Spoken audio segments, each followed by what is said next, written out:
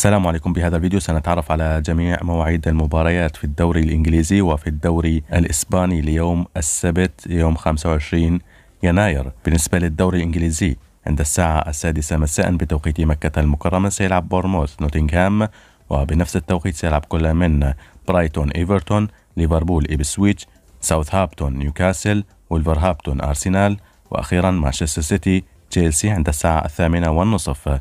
بالنسبة للدوري الإسباني ريال مايوركا ريال بيتيس عند الساعة 4. أما عند الساعة 6:15 ستنطلق مباراة أتلتيكو مدريد في ريال. عند الساعة 8:30 سيلعب إشبيليا إسبانيول، وأخيرا بلد الوليد ريال مدريد عند الساعة 11 مساء.